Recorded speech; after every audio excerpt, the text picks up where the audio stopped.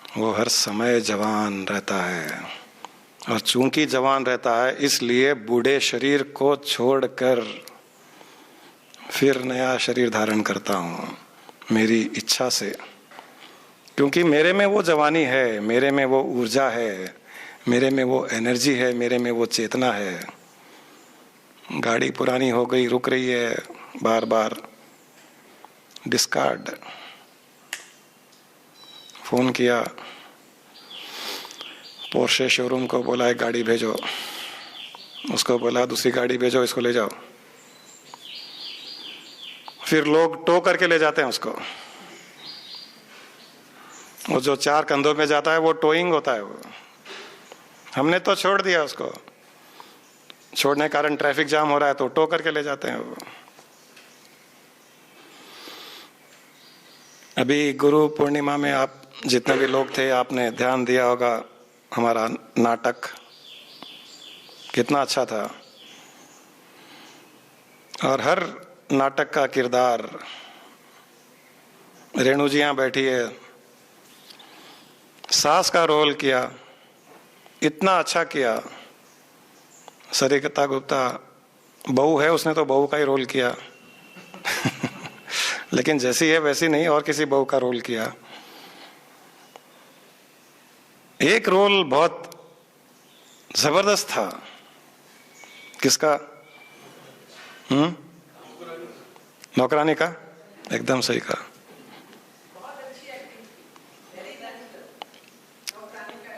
आरती ने जो नौकरानी की एक्टिंग की,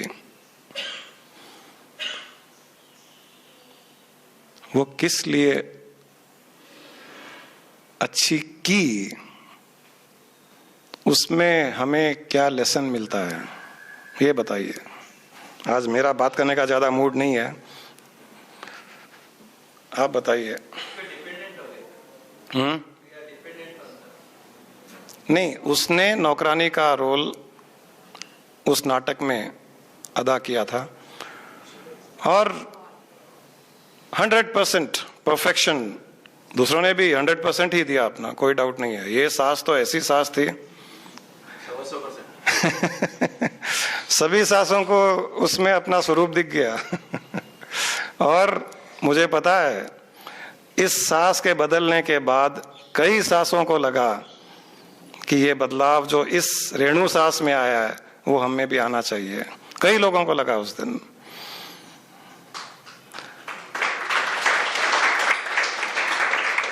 आरती ने जो नौकरानी का रोल किया और उसमें परफेक्शन आया, वो क्यों आया, इसका जवाब दीजिए। आरती जो घर की सेठानी थी, वो अपना सेठानी का ईगो छोड़ करके नौकरानी के प्रवेश करके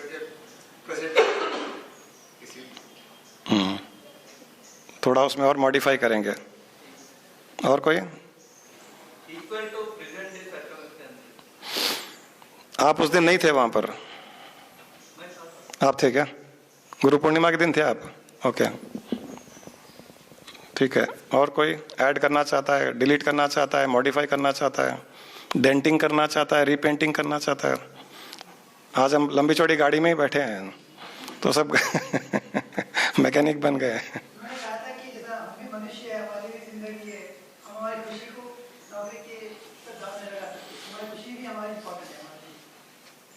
वो तो ठीक है, वो तो उसने नौकरानी ने कहा।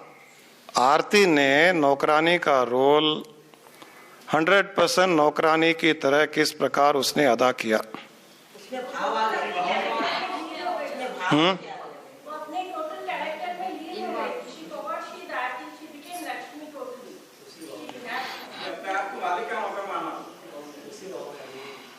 मालिक का नौकर माना। आप एक इम्पोर्टेंट पॉइंट अभी भी मिस हो रहा है।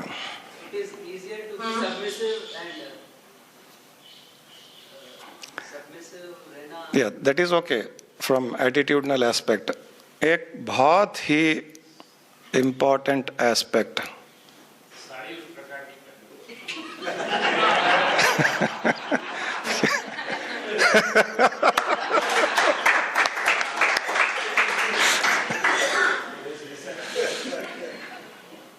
वो लेवल में भी पूरे आनंद के साथ जीता, इवन दो आप थोड़े नजदीक आ गए हैं, और नजदीक आइए। नौकरानी की आत्मा में प्रवेश कर गई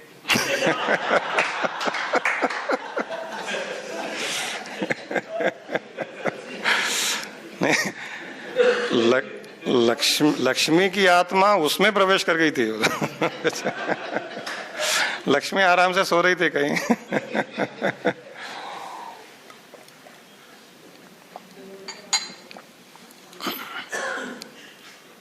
नौकरानी करने का ईगो, वो रोल करने का ईगो नहीं था उनमें। जी, इंसान को जो स्वरूप मिलना चाहिए उसमें हमेशा खुश रहना चाहिए। उसका जो जैसा है उसमें हमेशा खुश रहना चाहिए, चाहे वो नौकर हो चाहे वो सेठ हो, अपने आप में खुश रहना चाहिए। इसका मतलब क्या है? जीवन सिचुएशन की एक्सेप्टेबिलिटी आ गई। एक्सेप्टेंस। एक्सेप्टेबिलिटी आ जाती तो वो बहुत दुखी हो जाती उस समय, क्योंकि नौकरानियां दुखी रहती है। लेकिन वो खुश थी। नौकरानी का रोल करते करते करते हुए भी उसे ये पूरा आभास था कि मैं आरती मुकुंद लाल जी की बहू रानी हूं, उमेश की दिल की रानी हूं, गुरु जी की शिष्य रानी हूं। कंटिन्यूसली उसे वह आभास था कि मैं जो हूं वो तो हूं ही, यह मैं सिर्फ एक्टिंग कर रही हूं।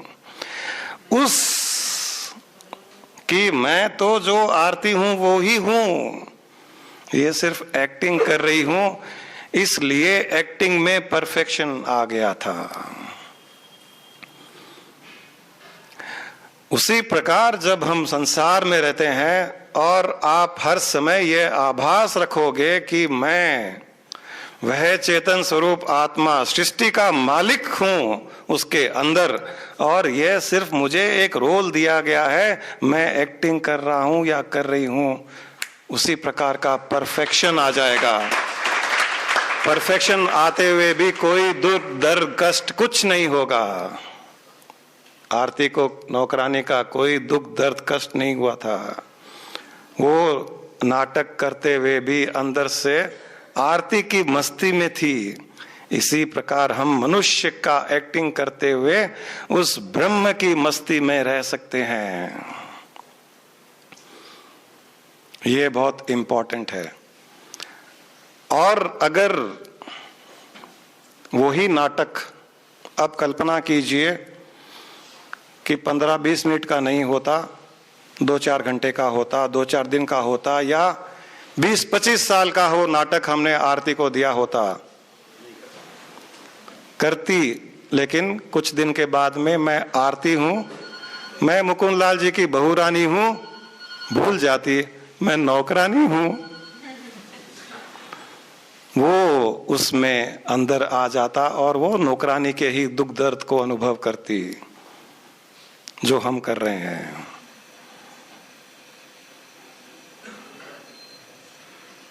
कोई पत्नी का दुख, कोई पति का दुख, कोई बच्चे का दुख, कोई बाप का दुख, कोई बिजनेस का दुख, कोई और किसी का दुख। दुख सुख में ही हम इसीलिए उलझे हुए हैं कि हमको जो रोल दिया गया है हम उसी रोल में फंस गए, डूब गए, और उसी रोल को मैं यही हूं यह मान लिया, और जो मैं हूं उसको भूल गया।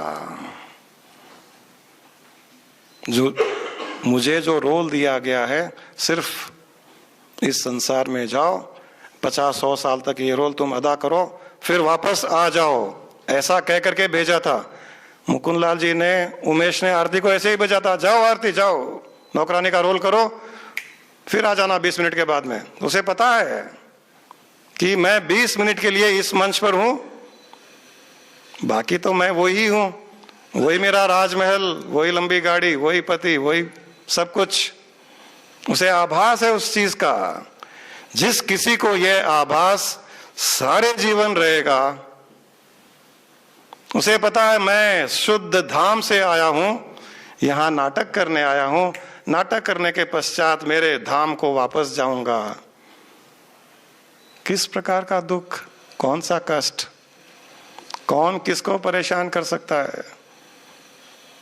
कितना भी सरिता ने उसको परेशान किया, आरती को, या सास ने परेशान किया, अंदर से परेशान नहीं हुई, ऊपर से उसने नाटक किया, मैं काम छोड़ दूंगी, नहीं आऊंगी, मैं चली जाऊंगी, भूखी मर जाऊंगी, आप सब बेकार लोग हो। उसने 2-4 बातें भी सुना दी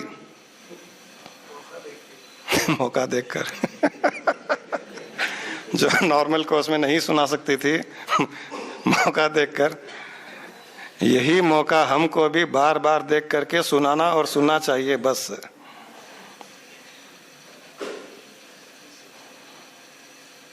सरिता गुप्ता ने भी रो रो कर लोगों के आंसू निकाल दिए थे बीच में एक सीन में। उसको पूछिए अंदर से रो रही थी क्या वो? अंदर से हंस रही थी, और किसी को रोता हुआ देखा तो और हंसी आई कि बेवकूफ है मैं रोने का नाटक कर रही हूं और मेरा उद्देश्य भी उसको रुलाने का है, और वो रो रहा है तो रुलाने वाला खुश होता है। अभी भी उसके चेहरे पर हंसी है, वो उस दिन से अभी तक उसकी मस्ती गई नहीं।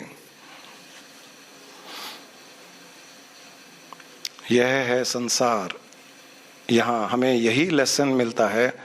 इस सूक्ष्म रहस्य को पकड़ लीजिए, इस लेसन को पकड़ लीजिए और अपना जीवन व्यतीत कीजिए। किसी भी रोल में घुसकर मैं वही हूं वो मानना अज्ञानता है। यह रोल मुझे दिया गया है, मुझे नाटक करना है, लेकिन मैं तो वो का वही हूं। सिर्फ नाटक के लिए मुझे ये करना है। कभी बाप का नाटक दिया हुआ है, कभी बेटे का नाटक दिया हुआ है, कभी पत्नी का नाटक करने के लिए कहा गया है। उसी पत्नी को फिर बाद में सास का रोल अदा करने के लिए कहा गया जब उसके बेटे की शादी हो जाती है। हर एक को रोल बदला हुआ जा रहा है, और इस जन्म में जिस पत्नी को पत्नी का रोल दिया गया है, अगले जन्म में वो इस पति के रोल में इस तरफ बैठी होगी, और ये सब जो इस तरफ बैठे हैं सब इस तरफ बैठे हुए रोते रहेंगे क्योंकि पिछले जन्म में इस तरफ बैठे वालों ने इस तरफ बैठे वालों को रुलाया था। रोल बदलना है, वो बदलता रहेगा। उस बदलते हुए रोल पर ध्यान दीजिए कि वो ठीक है, इस जन्म में मुझे इस रोल को अदा करने के लिए यह शरीर मिला हुआ है।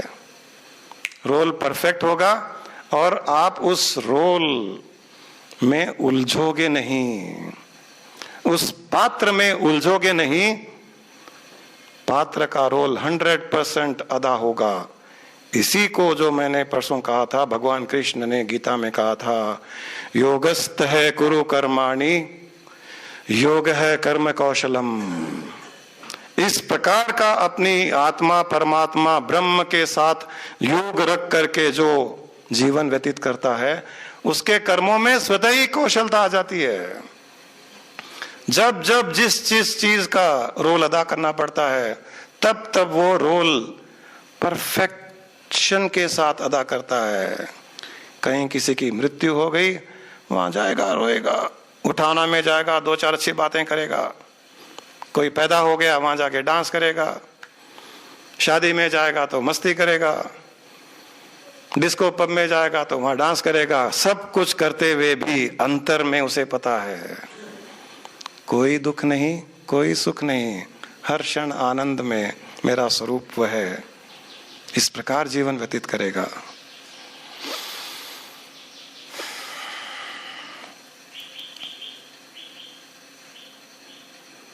जितने यहां बैठे हैं सब ऋषि मुनि है।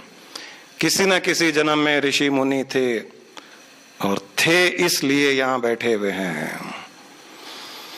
जैसे गोपियां, सारी की सारी गोपियां ऋषि मुनि थी किसी न किसी जन्म में, और उस भगवान के अवतार के साथ में एक क्रीड़ा करने के लिए, आनंद लेने के लिए उन्होंने फिर जन्म लिया।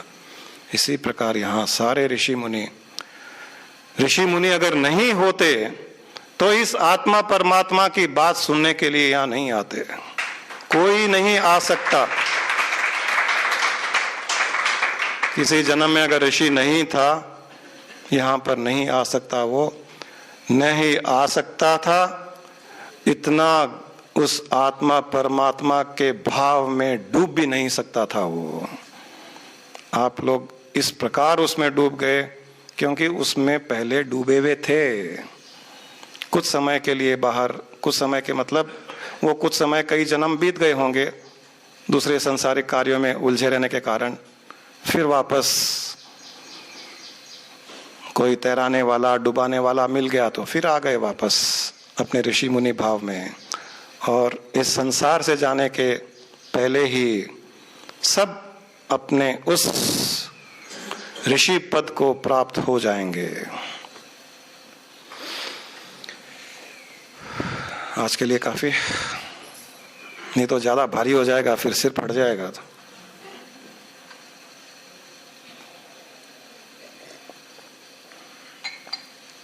किसी को कोई 2-4 मिनट के लिए कोई बात करनी हो?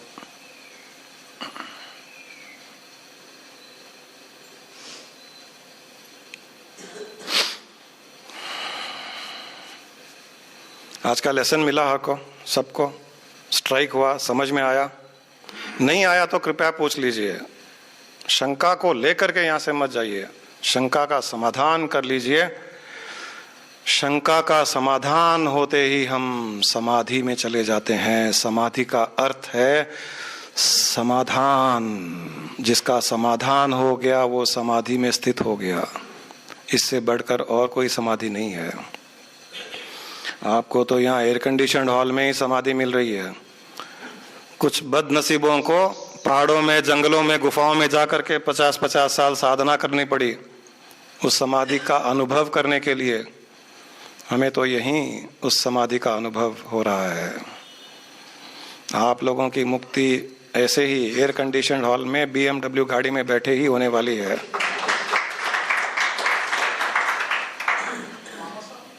ऋषि मुनि थे तो मनुष्य क्यों बने या उससे ऊपर की अवस्था में अगर क्यों नहीं गए? 2-3 कारण हो जाते हैं। ऋषि मुनि थे, अवस्था में थे, लेकिन फिर भी कई बार कुछ सूक्ष्म रूप से इच्छाएं, वासनाएं रह गई थी कुछ, तो उन इच्छाओं वासनाओं के रहते हुए उन्होंने शरीर छोड़ दिया और उस समय ध्यान उनका उन छोटी मोटी इच्छाओं वासनाओं पर चला गया। तो वो इन इच्छाओं वासनाओं के कारण वापस उन्हें कुछ जन्म लेने पड़े उनकी पूर्ति के लिए, और पूर्ति होने के पश्चात फिर इस परमात्मा के धाम में आ गए वो। और कुछ की अपनी ही एक संकल्प होता है। ऋषि मुनियों, कई ऋषि मुनियों के अपने संकल्प भी होते थे। अभी कई लोग बोलते हैं कि नहीं, हमको मुक्ति नहीं चाहिए, मोक्ष नहीं चाहिए, क्योंकि संसार बड़ा आनंदमय है, मस्ती है, पैदा होते हैं, माँ बाप प्यार करते हैं, बड़े होते हैं, बर्थडे मनाते हैं, बड़े होते हैं, शादी करते हैं, घूमते हैं। तो उनकी इच्छा थी कि चलो संसार में फिर आएंगे, मस्ती करेंगे, तो वापस आए। मस्ती कर रहे हैं, कभी कभी भूल जाते हैं कि मस्ती कौन कर रहा है, कर तो मस्ती रहे हैं वो। तो इस प्रकार कई कारण हो सकते हैं कि ऋषि मुनि भी संसार में वापस आ सकते हैं। और जो गोपियां आई थी उनका भी यह संकल्प था कि जब भगवान कृष्ण अवतार लेंगे तब हमें उस कृष्ण अवतार का सानिध्य भी चाहिए, तो इसलिए वो गोपियों के रूप में आए। वो कई ऐसे रीजंस हो सकते हैं।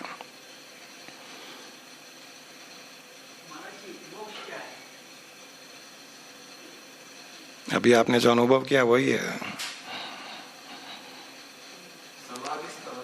हर समय अपने स्वरूप में स्थित रहना मोक्ष है। किसी भी चीज के बंधन में न रहना मोक्ष है। हर तरह की संकीर्णताओं, रेस्ट्रिक्शन से मुक्त रहना मोक्ष है, वही मोक्ष है। और आगे की बात, शरीर के उपरांत की बात समझना चाहते हो तो यही है कि शरीर के मरने के पश्चात भी हम उस चेतन स्वरूप में स्थित रहते हुए परम आत्मा में लीन रहते हैं और आनंद का अनुभव करते रहते हैं, शरीर धारण नहीं करते हैं, वो भी मोक्ष है। आनंद और सुख में डिफरेंट क्या है? बहुत डिफरेंट है। सुख टेम्पररी होता है जिसे हम समझते हैं। आप किसको सुख समझते हैं मुझे पता नहीं है, किसको आनंद समझते हैं वो भी पता नहीं है, लेकिन सुख नॉर्मली कोई सिचुएशन देता है, कोई चीज देती है, आपकी कोई अप्रिशिएशन करेगा, कोई आपकी तारीफ करेगा, आपको सुख प्राप्त होगा। आपके पसंद का बादाम का हलवा कोई बना के खिलाएगा, आप बहुत सुखी हो जाओगे, खुश हो जाओगे। और अगले ही पल वो पत्नी डांट देगी आपको तो दुखी हो जाओगे। सुख का एक ऑपोजिट भी है दुख, खुशी का ऑपोजिट है गम, आनंद का ऑपोजिट नहीं है। आनंद उसे कहते हैं जो समभाव में इक्विलिब्रियम स्टेट ऑफ माइंड जिसका रहे हर समय, हर तरह की परिस्थिति में वो अंतर में एक समान। ऊपर से नौकरानी के जैसे गालियां देगी, चिल्लाएगी, करेगी, अंतर में वही है वो, उसे आनंद कहा जाता है।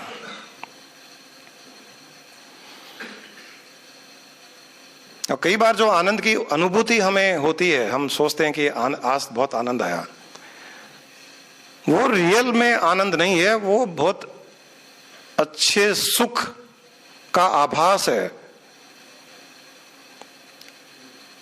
एक स्टेट में जब आप ब्रह्म स्वरूप में एस्टेब्लिश हो जाते हो, आत्म भाव में एस्टेब्लिश हो जाते हो, हर समय आनंद में स्थित हो जाते हो, वहां पर आनंद अनुभव भी खत्म हो जाता है। हम गुणातीत हो जाते हैं, तुर्यातीत अवस्था में पहुंच जाते हैं, जहां अनुभव नाम से भी कोई चीज नहीं रहती, वो आनंद है।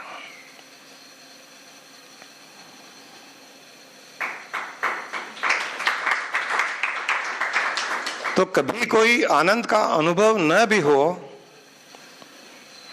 लेकिन दुख के समय दुख भी न हो, कष्ट के समय कष्ट भी न हो, समभाव में हो, तकलीफ आई फिर भी अंतर में आप शांत हो, कोई स्पेशल अनुभूति नहीं हो रही है लेकिन अंतर में शांत हो, परिस्थिति फेवरेबल न होते हुए भी अगर अंतर में शांत हो, समझ लीजिए आप आनंद में स्थित हैं। कोई स्पेशल कंपन होने की आवश्यकता नहीं है, गुदगुदी होने की आवश्यकता नहीं है, अंतर में शांत रहना ही आनंद है। तो कई लोग इस प्रकार से स्थित हैं, लेकिन उनको पता नहीं है कि हम आनंद में स्थित हैं। वो आकर के कहते हैं आनंद तो बहुत कम समय तक रहता है, बाकी समय नहीं रहता है। वो आनंद में रहते हुए भी उनको लगता है कि आनंद में मैं स्थित नहीं हूं, लेकिन वो आनंद में स्थित है। ये एक छोटी सी पैरामीटर है उस आनंद को जानने के लिए। ऊपर से कितना भी आप रिएक्ट करो, एक्ट करो, कोशिश करें, अंतर में शांति रहे। सासू ने कुछ डांट दिया, हाँ माँ जी अभी फटाफट एक्टिंग की, सास को खुश करने के लिए कुछ बोली, वो कर दिया, अंतर में आप शांत हो। गुस्सा भी किया उसने तो अंतर में शांत हो।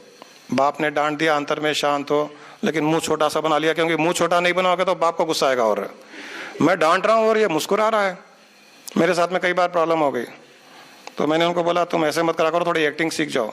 तो एक्टिंग स्कूल भेजी उनको, रेणु के पास भेजा उसको। थोड़ी एक्टिंग करनी पड़ती है। कई बार दूसरा चाहता है मैं डांट रहा हूं उसको और ये आराम से बिना रिएक्ट किए बैठा हुआ है, तो उसको और डबल गुस्सा आता है। तो उस टाइम में ऐसे ही दिखाना चाहिए कि हाँ डांट का असर हो रहा है। आंखों से 2-4 मगरमच्छ के आंसू भी निकालने पड़े तो निकाल लें। हाँ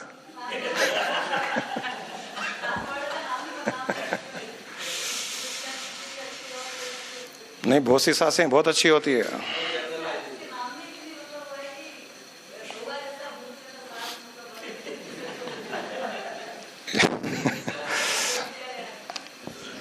स्टैटिस्टिक्स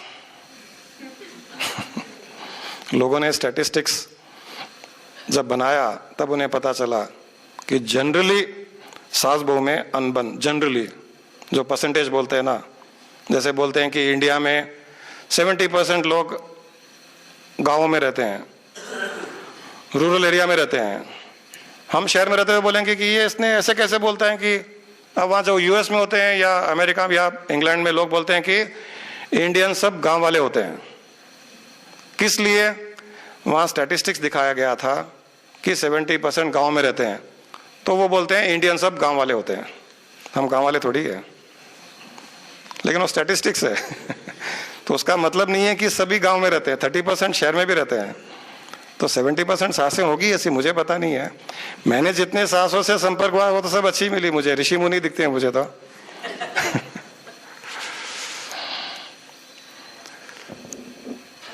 लेकिन मैं इतना बता दूं कि इस सास बहू के रिश्ते में इस प्रकार की कटुता होते हुए भी, अगर है तो भी, थोड़ी बहुत है तो भी, वो थोड़ा बहुत एक कंपटीशन से भी आ जाता है, क्योंकि वो एक लेडी दूसरे घर से आई हुई है और यहाँ एक दूसरी लेडी बैठी हुई है अपना अधिकार जमाते हुए।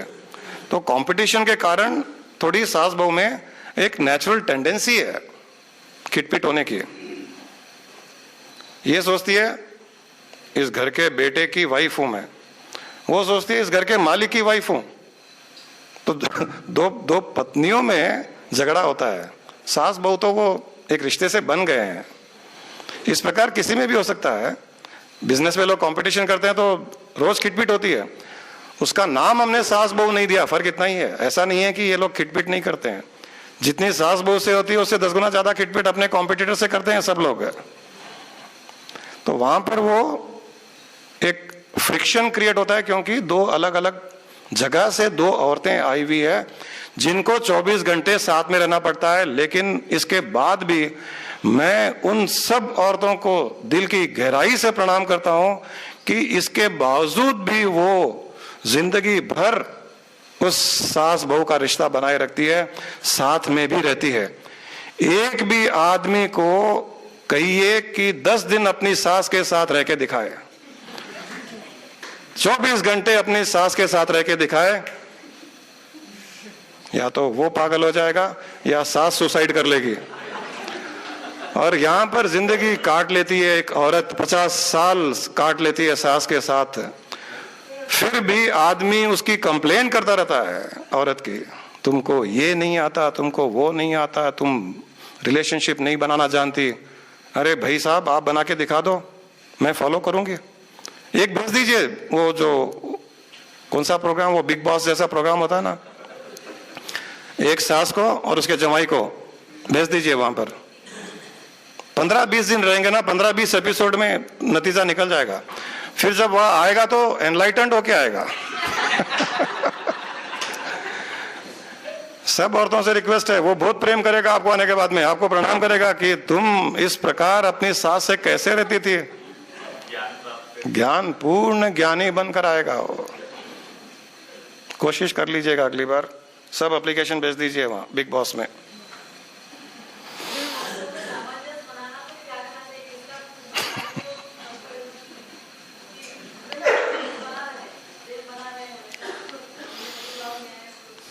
सामंजस्य बनाने के लिए सिर्फ और सिर्फ एक ही चीज काम आती है, ज्ञान। यह सब ज्ञान ही है। हम जो ज्ञान की बातें कर रहे हैं, अज्ञानता में हम खिटपिट कर रहे हैं। ज्ञान यह है कि देखो, मेरी सास इस परिवार में पिछले 50 साल से रह रही है, मैं एक नई एंट्रेंट इस परिवार में हूं, तो नई एंट्रेंट होने के कारण मुझे इस परिवार के साथ में हिलजुल कर रहना पड़ेगा। ये जो लोग 5-10 लोग जो परिवार में हैं, इतने सालों से साथ में रहते हुए इनकी एक नेचर, आदत, एटीट्यूड, बिहेवियर, बोलने का तरीका, सोचने का तरीका एक बन गया उनका। तो मुझे इसमें मर्ज होना है। तो जो बहू उसको अपना लेती है वो उसी के जैसे बन जाती है। अब अगर उस परिवार में 1-2 सदस्य, 1-2 मेंबर्स की आदत अच्छी नहीं है, एटीट्यूड अच्छा नहीं है, नेगेटिव है, और उनको सुधारना भी है, सुधारने का सबसे बढ़िया तरीका एक ही होता है कि पहले आप उसके जैसे बन जाओ, फिर उसको वहां से सुधारो, सुधर जाएगा। आप उससे अलग रह करके तुम गलत मैं सही, तुम गिरे हुए मैं उठी हुई, देखो मुझे सुधरो तुम, तो वो और 100 गलतियां निकालेगी कि तुम क्या अपने आप को सुधरी हुई समझती हो। तुम्हें ये गलती वो गलती, तुम देखो अपने आप को। वो नहीं सुधरते हैं, कभी भी नहीं सुधरते हैं। बच्चों को भी सुधारना हो, पहले बच्चे बनिए, कंफर्ट जोन क्रिएट कीजिए, वहां से इवॉल्व कीजिए। एक गुरु भी, सच्चा गुरु, सदगुरु भी यही काम करता है। वो अपनी स्टेट से बहुत नीचे की स्टेट में शिष्य की लेवल पर आता है, उसको कंफर्ट जोन क्रिएट करता है उसके लिए, उससे एक हो जाता है, फिर उसको वहां से इवॉल्व करता है। वो यही एक तरीका होता है, फ्रिक्शन न करना और दूसरों को ऊपर उठाना, सिर्फ और सिर्फ यही तरीका। वरना जिंदगी भर फ्रिक्शन करोगे, हस्बैंड के साथ करोगे, बच्चों के साथ करोगे, कोई नहीं सुधरेगा। ज्ञान का प्रकाश ही कार्य करता है वहां पर। इसीलिए एक उदाहरण दिया गया, जैसे रात में हम कहीं जा रहे हैं और घर के बाहर रस्सी पड़ी हुई है। शास्त्रों में ये उदाहरण बहुत दिया हुआ है कि रज्जू में सर्प दिखता है। कभी भी आपको कोई रस्सी पड़ी होगी तो उसमें सांप ही दिखेगा। 3 तरह के व्यक्ति रिएक्ट करते हैं उस परिस्थिति में। एक, सांप दिखा, डर गया, भाग गया वहां से। सांप है या नहीं है, जिंदा है, मरा हुआ है, जहरीला है, साधारण है, मेरी तरफ आ रहा है या उल्टा और पड़ोसी की तरफ जा रहा है, वो नहीं देखता है।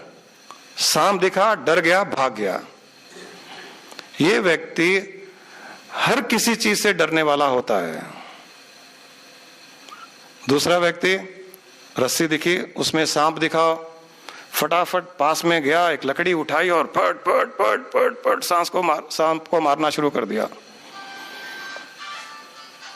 जैसे एक बहू को अगर इंप्रेशन है कि सास ऐसी है तो मौका देख देख करके उसको, मौका देख देख करके, जब मौका मिल गया तब उसको, फिर सास बहू की ऐसी मजाक मजाक में बात हो रही है, बुरा मत मानिएगा।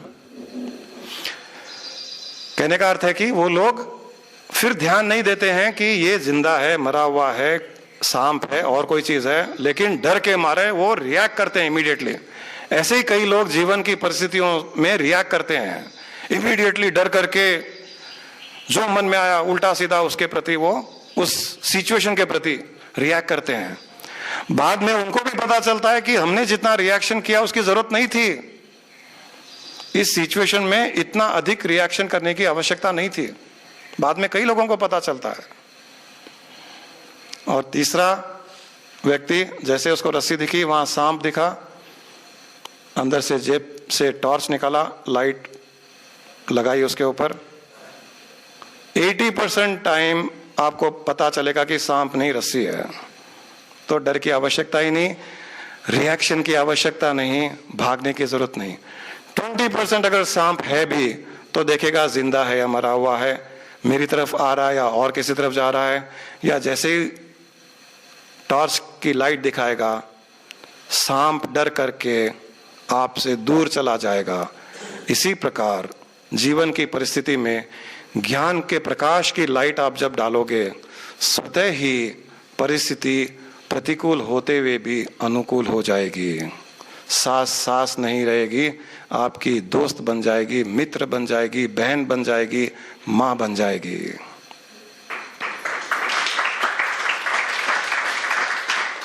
सिर्फ और सिर्फ ज्ञान का प्रकाश, ज्ञान का प्रकाश यही कहता है, वो भी जीवात्मा, मैं भी जीवात्मा, मुझसे पहले ये संसार में आए हुए हैं, मैं बाद में संसार में आई हूं।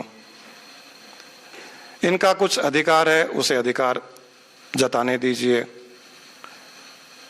और जब जब आप जीवात्मा से संपर्क में रहेंगे, धीरे धीरे सामने वाला क्या बोलता है, क्या एक्सप्रेशन क्रिएट करता है, सब गौण हो जाएगा। सिर्फ जीवात्मा से जीवात्मा का संपर्क होते ही एक दिव्य सामंजस्य क्रिएट हो जाएगा। हमें यह बनना है। ज्ञान के प्रकाश का टॉर्च हर समय जेब में रखिए। ज्ञान का प्रकाश का टॉर्च जो जेब में रखेगा और बार बार उस ज्ञान के प्रकाश को जलाएगा, जीवन की हर परिस्थिति से वो आसानी से बाहर आ जाएगा, बहुत जल्दी बाहर आ जाएगा। चलिए सृष्टि के सारे जीवों के लिए हम एक प्रार्थना करके इसको समाप्त करते हैं। लोका समस्ता सुखिनो भवन्तु लोका समस्ता सुखिनो भवन्तु लोका समस्ता सुखिनो भवन्तु। थोड़ा प्रेम से कहिए, हर जीव को याद करते हुए कहिए, लोका समस्ता सुखिनो भवन्तु। अपनी अपनी सांस को याद करके कहिए, लोका समस्ता सुखिनो भवन्तु। अपने माँ बाप को, बच्चों को, पत्नी को, पति को, रिश्तेदारों को, मित्रों को याद करते हुए जो इस जन्म में आपके रिश्ते बने हैं, जो शरीरधारी हैं, जो नहीं है, उन सभी को याद करते हुए एक भावना उत्पन्न करें कि वो जहाँ भी है सुख से है, खुश हैं। लोका समस्ता सुखिनो भवन्तु। ओम शांति शांति शांति।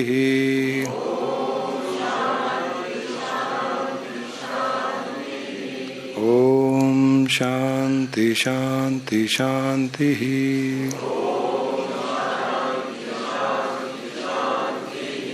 ओम शांति शांति शांति।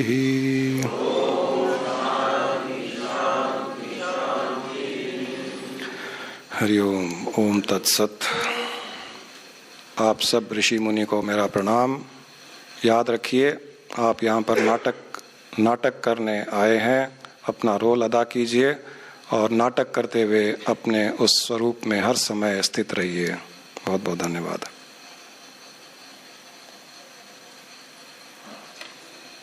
अरुणा जी इतना काम करती है, इतनी मेहनत करती है हम लोगों के लिए। बहुत बहुत धन्यवाद आपका। जरूर।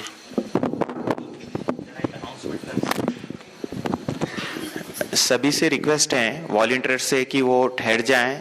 जैसा कि सभी को मालूम है 28, 29 को और 30, 31 को वर्कशॉप हो रही है, तो सब यहाँ पर स्टे कर लें। एक आधी घंटे में सब फ्री हो जाएंगे। और एडवर्टाइजमेंट मटेरियल्स वगैरह सब यहाँ रखे हैं, और जो भी अपने घर पे दुकान पे लगाना चाहता हो लेके जाएं और लगाएं, ताकि ज़्यादा से ज़्यादा लोगों को पता चले इसका। आप कलेक्ट कर सकते हैं यहाँ से, और कोई पेड वर्कशॉप के रजिस्ट्रेशन कराना चाहता है तो काउंटर पे करा सकता है। और बस थैंक यू। और नेक्स्ट सेशन जो रहेगा आपको SMS से मालूम करा दिया जाएगा। Thank you. 31 रहेगा, हो जाएगा कुछ 15 दिन के बाद आएगा दूसरा वर्कशॉप रहेगी, वही बाद में नेक्स्ट सेशन का वर्कशॉप रहने की वजह से बाद में इन्फॉर्म कर दिया जाएगा SMS का। Thank you.